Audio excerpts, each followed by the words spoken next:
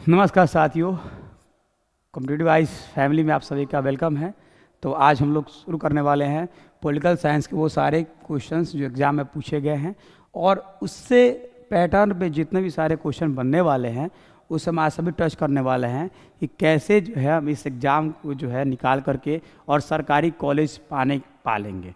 तो सरकारी कॉलेज की अगर भूख है तो मैं आपके साथ खड़ा हूँ और इन सारे क्वेश्चन का पोस्टमार्टम करने के बाद इससे जितना भी रिलेटेड क्वेश्चन बनने वाला वो सब आपसे बनेगा, ये मेरी गारंटी है। तो देर न करते हुए चलिए शुरू करते हैं। पहला क्वेश्चन देखिए, यहाँ पे कह रहा है कि भारत में सर्वोच्च न्यायालय के न्यायाधीशों की नियुक्ति कौन करता है। देखिए, सर्वोच्च न्यायालय की बात करें हम तो नियुक्ति की बात करता था राज्यपाल तो नहीं करेगा, प्रधानमंत्री राष्ट्रपति नहीं करेगा, कौन करेगा? राष्ट्रपति करेगा। ठीक है, राष्ट्रपति के द्वारा जो है वह सभी सर्वोच्च न्यायालय के सर्वोच्च न्यायालय बात करें हम लोग SC बोलते हैं हम लोग। अगर सर्वोच्च न्यायालय के गठन की बात करें तो सर्वोच्च न्यायालय का जो गठन हुआ था SC इससे बोलते हैं वो 26 जनवरी 1950 को ये जो है इसका गठन हुआ था सुप्रीम कोर्ट का। सुप्रीम कोर्ट कहाँ है? तो भैया आपका नई दिल्ली में है। भारत की राजधानी नई दिल्ली में जो है वो सुप्रीम कोर्ट है और इसी सुप्रीम कोर्ट को कहा जाता है कोर्ट ऑफ कोर्ट, यानी कि कोर्ट का कोर्ट जो है वो सुप्रीम कोर्ट को कहा जाता है। इसी सुप्रीम कोर्ट में ही एक आर्टिकल आता है, आर्टिकल 129। इसे क्या करता है? कंटेम्प्ट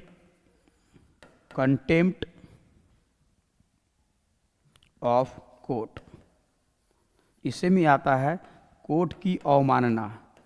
कोर्ट की अवमानना का बात उल्लेख जो है वह आपको मिलता है आर्टिकल 129 में। यानी आप जो है यदि सुप्रीम कोर्ट के बारे में या हाई कोर्ट के बारे में यदि कोई अभद्र टिप्पणी करते हैं तो अगर कोर्ट को यदि बुरा लगता है तो आप पे कंटेम्प्ट ऑफ कोर्ट लगा देगा, यानी कि कोर्ट की गरिमा धूमिल करने के लिए आपके द्वारा कही गई बातों पर आप पे वो केस कर देगा। अब ज़रा सोचिए कि कोर्ट ने आप पर केस किया हुआ है और केस करने वाला कोर्ट है, सुनवाई करने वाला भी कोर्ट है और जजमेंट देने वाला भी एक कोर्ट है। तो सोचिए कि आपकी क्या हालत होगी। इसीलिए सभी जितने भी नेता हैं या कोई भी पर्सन है वो कोर्ट के बारे में ऐसी गलत टिप्पणी करने से बहुत ज़्यादा बचते हैं। ठीक है, तो ये सुप्रीम कोर्ट है और आपसे पूछता है कि सुप्रीम कोर्ट जो मुख्य न्यायाधीश हैं उन्हें क्या कहा था? तो उन्हें क्या आता है? CJI। CJI का मतलब क्या होता है? Chief justice of India. Bharat के मुख्य न्यायाधीश को बोलते हैं हम लोग CJI। अब इस CJI को जो है आपसे पूछेगा कि शपथ कौन दिलाता है? CJI को शपथ कौन दिलाता है?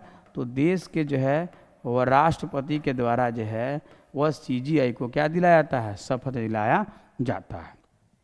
ठीक है, चलिए हम आगे बात करते हैं। अगर उपराष्ट्रपति की बात करें, इनका उल्लेख कौन से आर्टिकल में है? तो इनका उल्लेख जो है आर्टिकल 63 में है। और एक आता है एक्टिंग प्रेसिडेंट की बात करें तो राष्ट्रपति की जगह पर एक्टिंग प्रेसिडेंट के रूप में कोई काम करता है तो वो उपराष्ट्रपति होता है।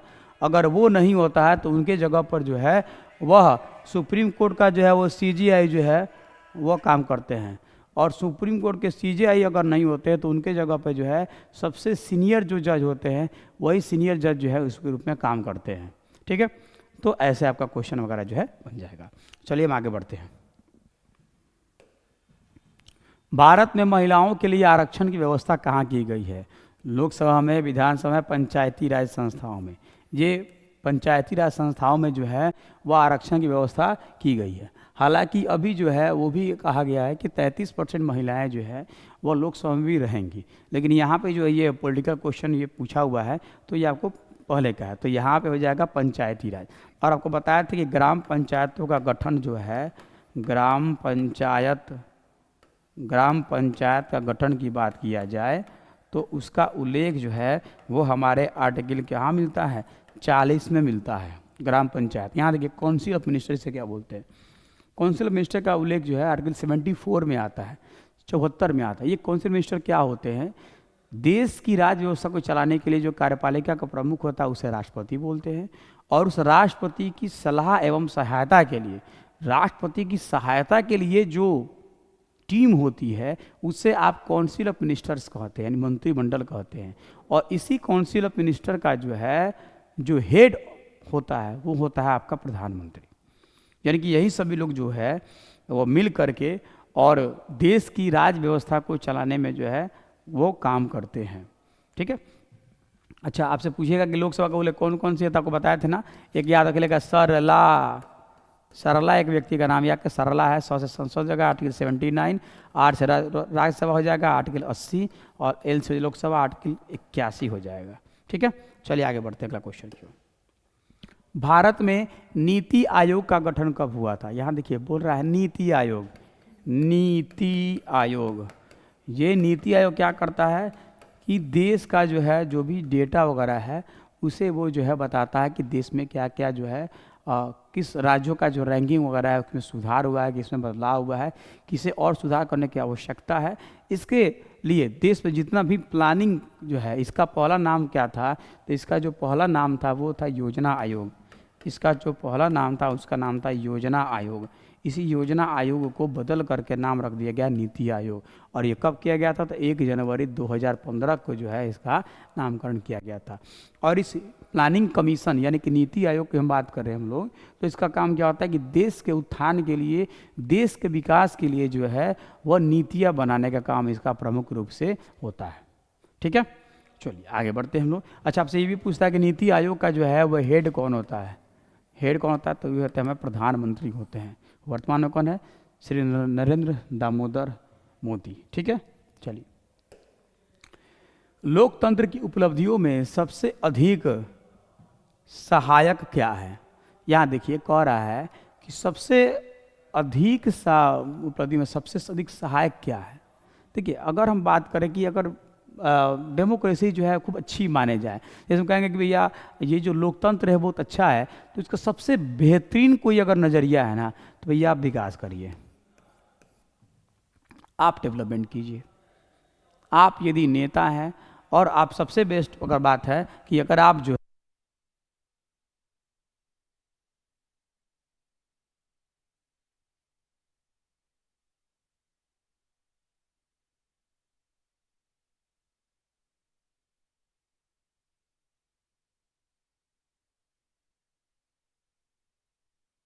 तो हम बात करें कि सबसे बेहतर अगर आपको सबसे अगर बेस्ट एग्जाम्पल मैं बताऊं कि अगर आपको जो है लोकतंत्र की उपलब्धि में बेस्ट क्या, तो भैया डेवलपमेंट। आप यदि विकास कीजिएगा तो पब्लिक ना चाहते हुए भी आप ही को वोट करेगी, क्योंकि वो समझ चुकी है कि मैंने अपना कीमती वोट जिस पर्सन को दिया हुआ था, अगर उसने विकास किया हुआ है तो उसका झुकाव हमेशा जो है आप ही की ओर रहेगा, और आपसे ज़्यादा आपके द्वारा किए गए नाम काम के ऊपर रहेगा, जिसे आप विकास बोलते हैं। तो लोकतंत्र में ये बहुत होना जरूरी है कि जो भी प्रतिनिधियों को हम लोग चुन कर भेजते हैं वह प्रतिनिधि अपने क्षेत्र का विकास का कार्य करे, ये न बस केवल अपना जेब भरे, अपना पॉकेट भरे। तो ये सबसे बढ़िया मापदंड होता है कि अगर आप जो है अगर लोकतंत्र में अगर सबसे बेस्ट एग्जाम है तो ये आपका हो जाएगा डेवलपमेंट। डेवलपमेंट कीजिएगा तो आपका बेहतर जो है आपका पब्लिक ऑटोमेटिक आपको सपोर्ट करेगी। ठीक है, चलिए आगे आते हैं। क्षेत्रवाद की भावना का एक कुपरिणाम है। यहाँ देखिए, यहाँ पूछ रहा है क्षेत्रवाद की भावना का कुपरिणाम, अपने क्षेत्र से लगाव, राष्ट्रीय एकता, अलगाव, इसमें से क्या हो सकता है बताइए?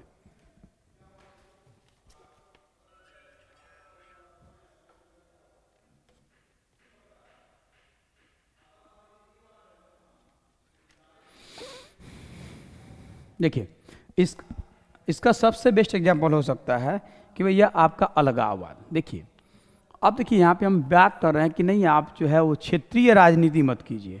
क्षेत्रीय अगर राजनीति करिएगा तो क्या होगा कि आपकी जो आपका जो स्तर है वो गिरता जाएगा। देखिए, नहीं कहा था कि आपसे कहा जाएगा कि क्षेत्र विशेष राजनीति,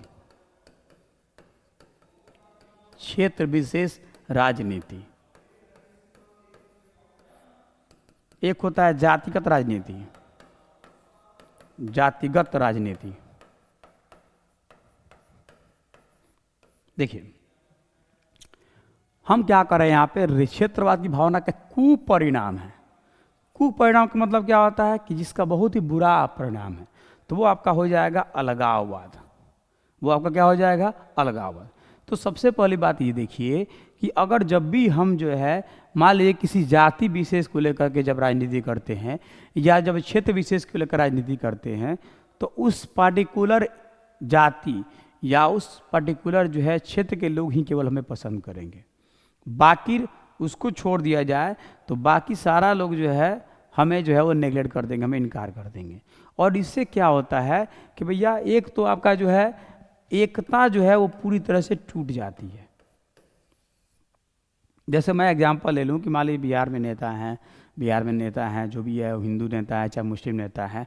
अब कोई नेता जो है किसी पार्टिकुलर अगर जाति को लेकर के या कहे कि इस क्षेत्र में रहने वालों के लिए हम ही काम करेंगे, उस क्षेत्र के हम हैं तो केवल वहाँ पे ही काम करेंगे, तो इससे क्या होता है कि अलगाववाद की भावना उत्पन्न होती है। यानी लोग जो है अपने आप को जो है उनसे अलग मानते हैं कि हमने जिस व्यक्ति को चुना है वह किसी क्षेत्र विशेष में ही काम कर रहा है या किसी जातिगत विशेष के लोगों के लिए ही जो है काम कर रहा है या योजना ला रहा है। तो ये स्थिति कैसे आती है? ये अलगाववाद से। चलिए आगे बढ़ते हैं। समवर्ती सूची जो है का प्रावधान किस देश से लिया गया है? अफ्रीका, ऑस्ट्रेलिया, पेरू या कनाडा? तो ये लिया गया आपको ऑस्ट्रेलिया से लिया गया है। ठीक है। अब देखिए समवर्ती सूची क्या होता है। तो अगर सूची की बात करें हम लोग, देखिए अगर लिस्ट की बात करें हम लोग, लिस्ट आपको जिसको आप बोलते हैं सूची। अगर सूची की बात करें तो सूची तीन तरह की होती है। एक होती है स्टेट लिस्ट, जिससे आप क्या बोलते हैं? राज्य सूची कहते हैं। दूसरा है आपका यूनियन लिस्ट कहते हैं, जिससे आप बोलते हैं संघ सूची बोलते हैं। और तीसरा है आपका कॉनकरेंट लिस्ट, इससे जो है आप समवर्ती सूची बोलते हैं, समवर्ती सूची आप कह रहे हैं। अब इन तीनों में अंतर क्या है? तो यूँ समझिए कि जिस पे कानून बनाने का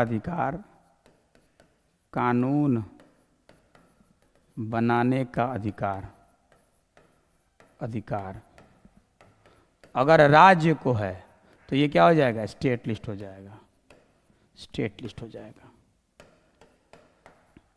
अब अगर मान लीजिए कानून जो है अगर केवल सेंट्रल गवर्नमेंट कानून बनाने का अधिकार हम कह दें कि आपका जो है केवल केंद्र को है, केवल केंद्र जो है वो बना रही है, तो ये क्या हो जाएगा?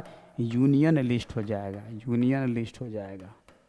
लेकिन जब बात करें उस ऐसे विषय जिस पर जो है स्टेट प्लस यूनियन यानी कि सेंटर, ये दोनों मिलकर जब कानून बनाते हैं तो इसे हम बोलते हैं कॉनकरेंट लिस्ट।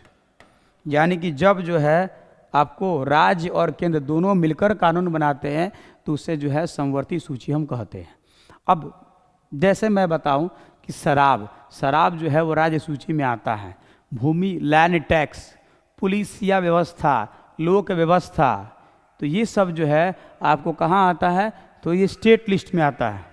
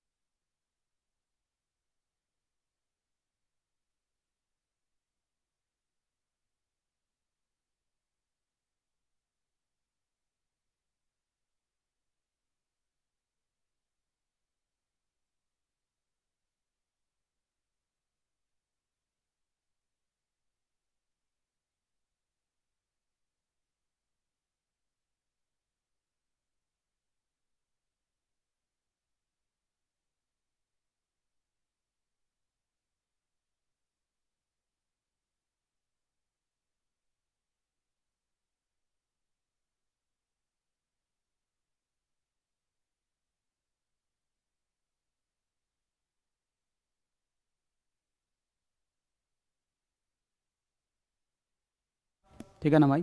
हाँ, तो ये क्या हो जाएगा? ये जो आपका समवर्ती सूची का मतलब क्या होता है कि जिसमें मान लीजिए कि जैसे कि एजुकेशन हो गया, जैसे कि आपका फॉरेस्ट हो गया, जैसे पॉपुलेशन कंट्रोल हो गया, ठीक है। तो ये सब जो सारे विषय होते हैं जिसमें क्या होता है कि राज्य और केंद्र दोनों मिलकर कानून बनाने का काम करते हैं। तो दोनों मिलकर जब कानून बनाएंगे तो उसे क्या बोलेंगे हम, कॉन्करेंट लिस्ट में जो उसे हम डालेंगे, ठीक है। अब जैसे मान लीजिए कि आर्मी हो गया, जैसे डिफेंस हो गया, जैसे आपका जो है देश की सुरक्षा का मामला आ गया, जैसे नागरिकता हो गया, जैसे इंश्योरेंस आ जाएगा, जैसे आपका जो है वो करेंसी आ जाएगा, तो ये जैसे पोस्ट ऑफिस आएगा, तो ये सब जो है ये सारे आ जाएंगे आपको यूनियन लिस्ट में, यानी कि इसे जो है वह संघ सूची में हम लोग डालेंगे। और एक लास्ट क्या होता है जिसे हम अपशिष्ट सूची बोला जाता है।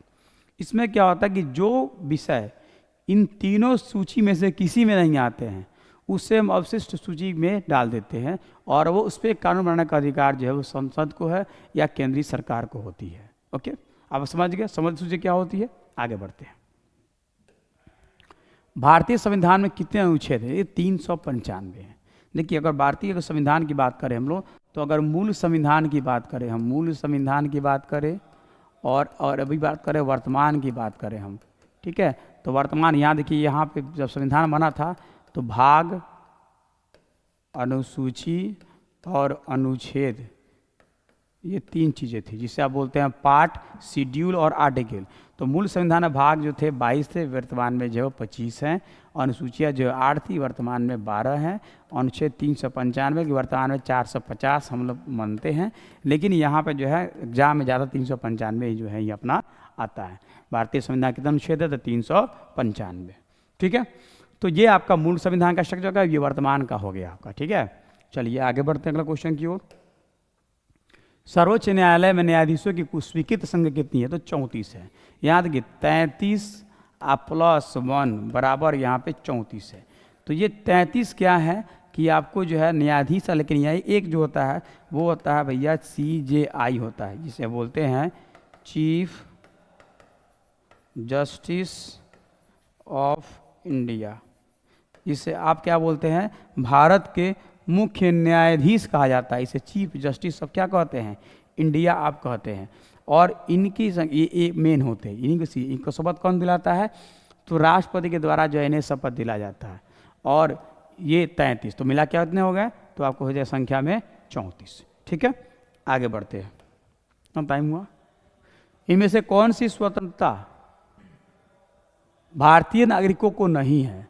सरकार की आलोचना करना, सशस्त्र विद्रोह में भाग लेने की स्वतंत्रता, सरकार बदलने के लिए आंदोलन शुरू करने की स्वतंत्रता, संविधान के केंद्रीय मूल्यों का विरोध। तो देखिए, सरकार की आलोचना तो आप भैया कर सकते हैं, कोई दिक्कत नहीं है, आपका मन है। सरकार बदलने के लिए आंदोलन कर सकते हैं, वो भी सही है। संविधान में केंद्रीय मूल्यों का विरोध, वो भी आप कर सकते, लेकिन आपको सशस्त्र विद्रोह में भाग लेने की स्वतंत्रता नहीं है। अब सशस्त्र विद्रोह क्या होता है कि जैसे मान लीजिए कि 1975 में इंदिरा गांधी के समय जो है वो सबसे पहले जो है वो सशस्त्र विद्रोह के आधार पे जो है वो नेशनल इमरजेंसी जो है देश में डिक्लेयर किया गया था। तो ये सशस्त्र विद्रोह था, केवल आंतरिक विद्रोह के आधार पे जो है वह नेशनल इमरजेंसी जो है डिक्लेयर किया गया था। लेकिन बाद में क्या किया गया कि 44वां संविधान संशोधन 1978 के द्वारा जो है उसे सशस्त्र आगे जोड़ दिया गया कि सशस्त्र आंतरिक विद्रोह के आधार पे जो है अब नेशनल इमरजेंसी जो है लगाया जा सकता है। तो आपके पास ये सारे अधिकार हैं, लेकिन आपको जो है वह सशस्त्र विद्रोह में, यानी कि शस्त्र के साथ, हथियारों के साथ में जो है वो देश में विरोध, किसी तरह का विरोध करने का आपको अधिकार नहीं है, एकदम नहीं है, ठीक है। चलिए आगे बोलते हैं लास्ट क्वेश्चन की ओर। तो निर्वाचन में राजनीतिक दलों के लिए आचार संहिता का निर्माण और घोषणा कौन करता है? यहाँ देखिए, यहाँ कह रहा है कि आचार संहिता, देखिए जब बात हो रहा है राजनीतिक दलों के लिए, तो राजनीतिक दल की बात आएगी तो चुनाव का बात आएगा। चुनाव का काम कौन करेगा? निर्वाचन आयोग करेगा, यानी कि इलेक्शन कमीशन करेगा। और इस इलेक्शन कमीशन का ही काम होता है चुनाव कराना। जैसे सेंट्रल इलेक्शन कमीशन जो है वह राष्ट्रपति, उपराष्ट्रपति, लोकसभा, राज्यसभा, विधानसभा, विधान परिषद का चुनाव कराती है। और राज्य निर्वाचन आयोग जो है वो लोकल चुनाव, चाहे म्यूनसिपैलिटीज़ का हो, चाहे वो पंचायती राज का हो, चाहे जिला वार्ड परिषद का हो, जो भी होता है वो सारा चुनाव जो है वह स्टेट इलेक्शन कमीशन जो है वो आयोग कराती है, ठीक है। तो बाकी आज के लिए क्वेश्चन इतना ही, फिर मिलते हैं कल अगले क्लास में नए वीडियो के साथ, नए क्वेश्चन के साथ। तब तक के लिए गुड बाय।